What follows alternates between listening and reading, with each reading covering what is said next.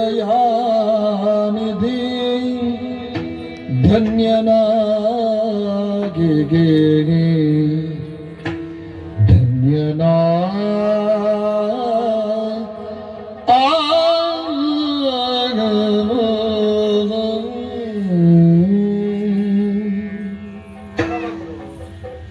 ತಪೋನಿಧಿ ಆಶ್ರಮದಲ್ಲಿ ಕಾಮಧೇನುವಿನ ಸಂತತಿಯನ್ನು ಕೊಡದಿದ್ದಾಗ ಆಕ್ರೋಶಿತನಾಗಿ ಸಾವಿರಾರು ವರ್ಷದ ತಪದ ಸಂಸ್ಕಾರ ಸಿಕ್ಕಿದಾಗ ಗೊತ್ತಾಗ್ತದೆ ಕಾಮಧೇನುವಿನ ಸಂತತಿಯನ್ನು ಕೊಡುವುದಿಲ್ಲ ಅಂತ ಹೇಳಿದ್ದೇ ಅಲ್ಲ.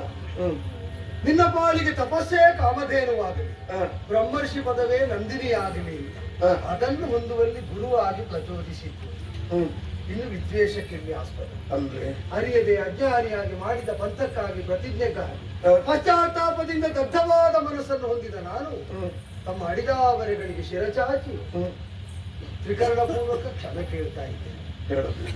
ಬ್ರಹ್ಮರ್ಷಿಗಳ ಸದಸ್ಯರಲ್ಲಿ ಅತಿ ಹಿರಿಯರು ತಾವು, ಅತ್ಯಂತ ಕಿರಿಯವನು ನಾನು. ಲೋಕ ಸಂಗ್ರಹಕ್ಕಾಗಿ ಲೋಕೋಪಕಾರಕ್ಕಾಗಿ ಭವಿಷ್ಯದಲ್ಲಿ ಯಾವುದಾದ್ರೂ ಸಾಧನೆ ಮಾಡುವಾಗ ಹಿಂದೆ ಹೀಗೆ ಮಾರ್ಗದರ್ಶನವನ್ನು ಮಾಡಬೇಕು, ಪಡೆಯಬೇಕು.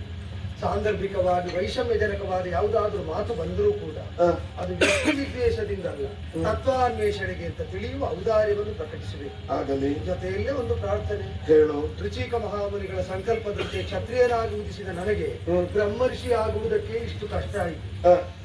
ಇಷ್ಟ ಆದರೂ ಆದದ್ದ ಅರ್ಥ ಸಂಕಲ್ಪದ ಪೂರ್ತಿ ಮಾತ್ರ. ಇನ್ನರ್ಥ ಜಮದಗ್ನಿಯ ಮಗನಾಗಿ ರಾಮನ ರೂಪದಿಂದ ಜಮದಗ್ನಿ ಮಹರ್ಷಿ ಆಶ್ರಮದಲ್ಲಿ ಬೆಳೆಯುತ್ತಾ ಉಂಟು. ಆ ಹುಡುಗನ ಸಾಧನೆಯ ಪಥದಲ್ಲಿ ಕ್ಷಾತ್ರತೇಜ ಮೇಳೈಸುವಲ್ಲಿ ಎಷ್ಟು ಕಷ್ಟ ಆಗ್ತದೋ ಗೊತ್ತಿಲ್ಲ.